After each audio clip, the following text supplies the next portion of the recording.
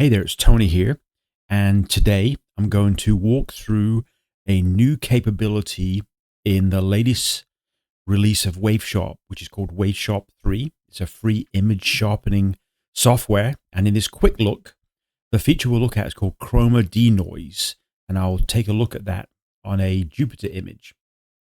So with no further ado, I've loaded up my Jupyter image into waveSharp 3, and this is a capture admittedly in fairly average seeing.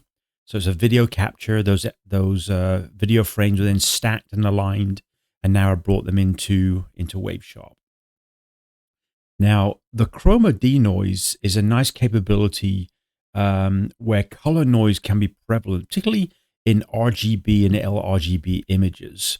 And so I'm just going to walk through in the next 5 or 6 minutes a workflow so you can see the impact of the Chroma Denoise.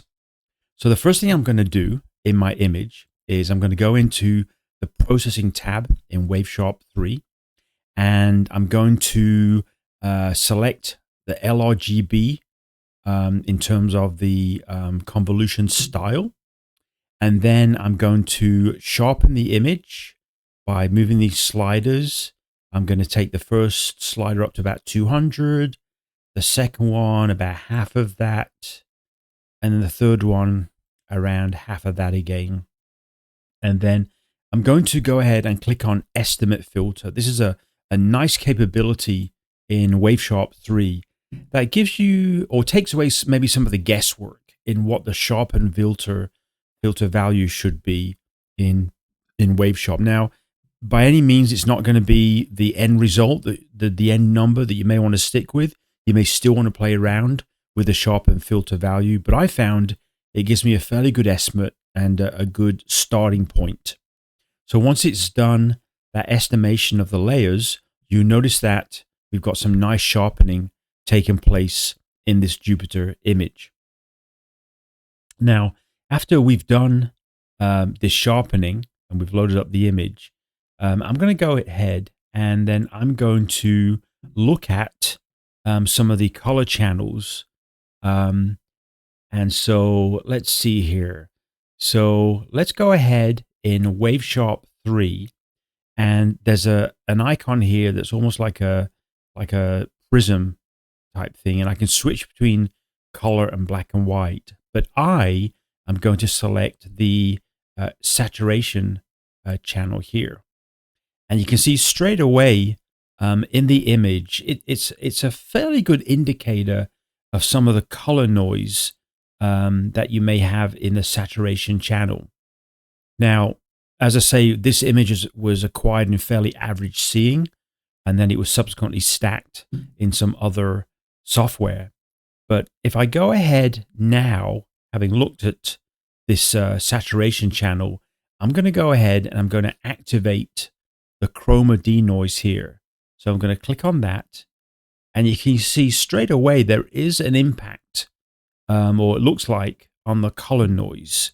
Now, if I increase the Chroma Denoise, and I'm going to arrow up here, you can see there's an additional impact on the image. Now, if I keep going, you can see I'm way doing a denoise here, and I really soften and blow the image way too much. So looking at this S channel here is actually a pretty handy way of estimating where you want your Chroma Denoise value to be. So you don't want to over denoise, if you will. So I've got, here's level 2 here, level 3, and then level 4 looks too much to me. So I'm going to dial it back, and I'm going to stick around, let's stick around at 1, no, let's stick around 3 for now. And then once I've done that, I can then go back and deselect this. And now I'm going to go ahead and show you the magnifying glass. And let's see, if I look at the edge here, I'm going to toggle Chroma Denoise on and off. So here's Chroma Denoise off. And you can see there's a very subtle difference in the noise there to do with that saturation. So it's a subtle effect, but if you further want to enhance your images, it's certainly worth taking a look at the Chroma Denoise capability. Then the next thing I want to do after this step is I want to go ahead and use, let's call it the waveSharp 3 regular denoise. And so I'm going to go ahead here and I'm going to click on here for all layers. And you can see we've got a nice denoising effect on that as well. So this is a preset value on the denoise capability in waveSharp 3. And not by any means should it be your final setting. You may want to play around with this red cursor here to play around with the noise levels.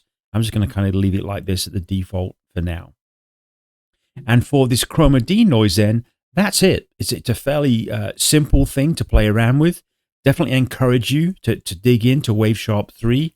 If you get a chance to subscribe to this channel, we'd love that. And then I put the link into the waveSharp 3 download as well. Thank you very much.